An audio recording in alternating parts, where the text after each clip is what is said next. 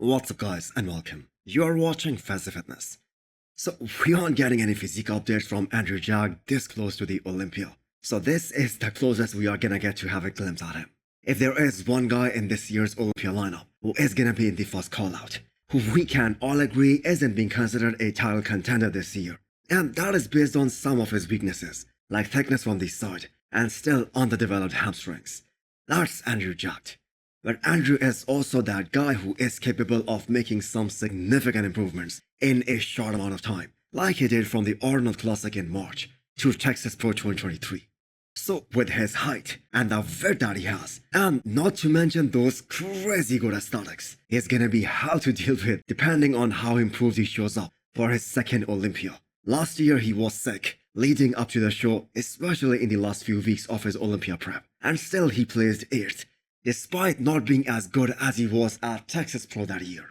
And this prep has been going so smooth for him, and you just cannot count him out, especially after what his coach Chris Aceto said about his potential. And we all know Chris Aceto doesn't sugarcoat anything, so if he's saying he is coming to win, you better take that very serious.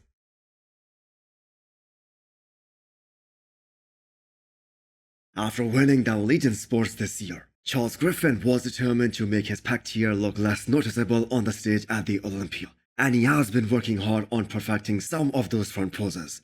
I have no doubt that Charles will show up in a condition that could rival most of the guys who are at the top in this lineup. He was in a damn good condition last year as well, but because he doesn't have that wow factor on the stage, the chances of him getting overlooked on a big stage like the Olympia or at the Arnold, they are significantly more. So, if he is able to hide that pec tier to a certain degree in 2 weeks, I'm sure he certainly is in that discussion of his first ever top 10 finish at the Olympia. So people did not think that he would overcome a genetic weakness like a wide midsection, which is completely determined by genetics, but he did that as well, and props to him for that. So let's see what he can bring to the stage at the Olympia this year.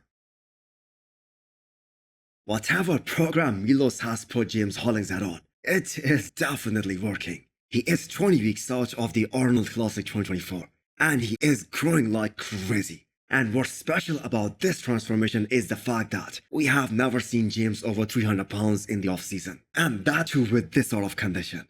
James hasn't competed since the Olympia last year, where he did not place, and that is what made him rethink his strategy. Instead of aiming for more pro wins and an Olympia qualification every year, he went back to the drawing board with no pressure of jumping back to the stage anytime soon, so that he can make some significant improvements, and the results are speaking for themselves.